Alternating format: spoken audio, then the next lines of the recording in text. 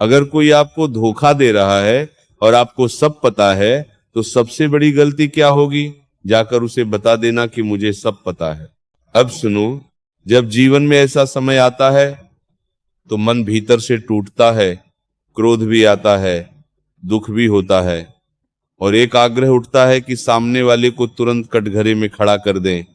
लेकिन साधक का मार्ग प्रतिक्रिया का नहीं, विवेक का होता है। श्रीमद् भगवद गीता में भगवान ने अर्जुन से कहा, स्थिर बुद्धि वाला व्यक्ति सुख दुख में समान रहता है। इसका अर्थ यह नहीं कि उसे पीड़ा नहीं होती, बल्कि वह पीड़ा को अपने निर्णय पर हावी नहीं होने देता। यदि कोई छल कर रहा है तो समझ लो उसका पतन आरंभ हो चुका है। धोखा देने वाला पहले अपने चरित्र से गिरता है, बाद में संबंध से। तुम्हारा धर्म क्या है? अपने आत्मसम्मान की रक्षा करना, चुपचाप हट जाना, बिना शोर, बिना तकरार, बिना प्रतिशोध। क्योंकि जो व्यक्ति शब्दों का मूल्य नहीं समझता, उसके सामने मौन ही सबसे ऊंचा उत्तर है। रामचरितमानस में तुलसीदास जी कहते हैं, जाकी रही भावना जैसी, जिसकी भावना जैसी होगी उसका फल वैसा ही होगा। समय बदलता है। आज जो दूसरों को रुला रहा है, कल वही जीवन से प्रश्न करता दिखाई देता है। ईश्वर की व्यवस्था में विलंब हो सकता है, अन्याय नहीं। इसलिए क्रोध मत पालो, कटुता मत रखो, बस स्वयं को उस स्थान से हटा लो जहां सम्मान नहीं है। रिश्ते ख्याल रखने के लिए होते हैं, उपयोग करने के लिए नहीं। और याद रखो, धोखा इंसान नहीं देता, हमारी अपेक्षाएं देती हैं। यदि मन अशांत हो तो नाम जपो, यदि हृदय भारी हो तो प्रार्थना करो, यदि निर्णय कठिन लगे तो मौन में बैठो, उत्तर भीतर से आएगा। जब ऊपर वाले से संबंध मजबूत हो जाता है तो नीचे की दुनिया का कोई व्यवहार आपको तोड़ नहीं सकता। जीवन प्रतिक्रिया से नहीं, साधना से ऊंचा होता है। और साधक की सबसे बड़ी ताकत उसका शांत, स्थिर और स्वाभिमानी मौन है। और आगे सुनो, साधक का जीवन बदले की आग में नहीं, तप की अग्नि में परखा जाता है। यदि किसी ने तुम्हें धोखा दिया है तो ये मत सोचो कि तुम हार गए।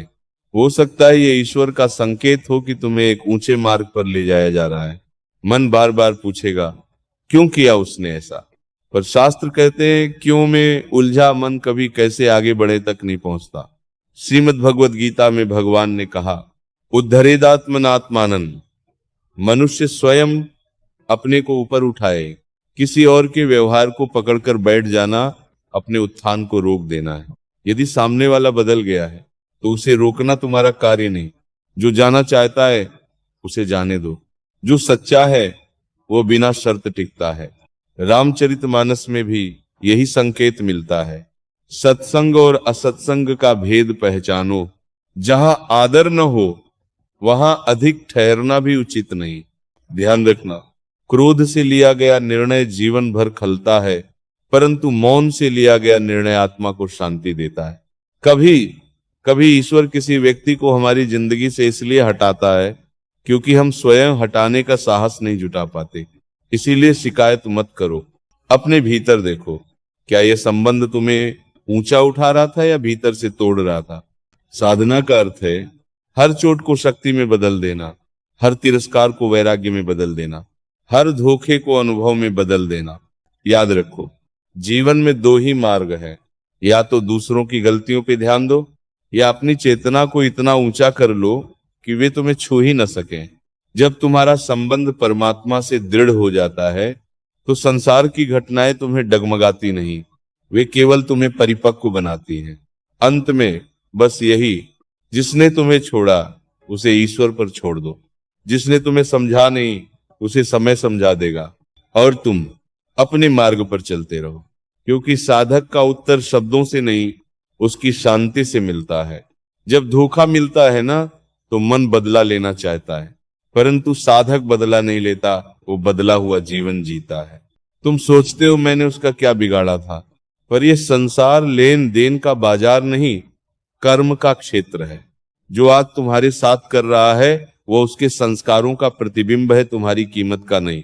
ध्यान रखना, किसी का छल तुम्हारी योग्यता को कम नहीं करता। जैसे कीचड़ कमल को गंदा नहीं कर सकता, वैसे ही किसी का व्यवहार तुम्हारे सत्य को छोटा नहीं कर सकता।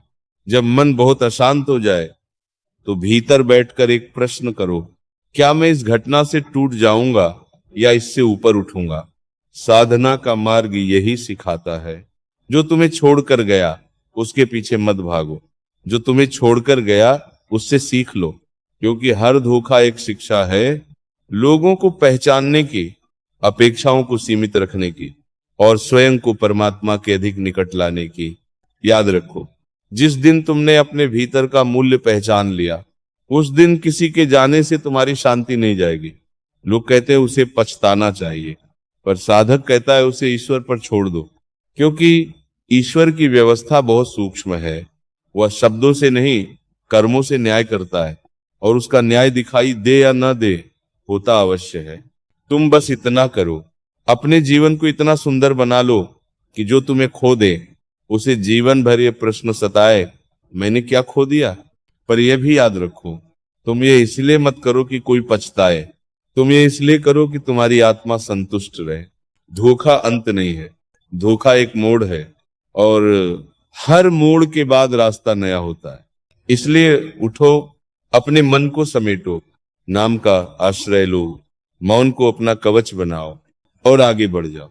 क्योंकि जो व्यक्ति भीतर से मजबूत हो जाता है उसे संसार की कोई घटना कमजोर नहीं कर सकती। साधक का जीवन शोर से नहीं, अंतर की स्थिरता से चमकता है, और अंत में यही सत्य है, जिसे परमात्मा का सहारा मिल गया उसे किसी मनुष्य के सहारे की आवश्यकता नहीं रहती।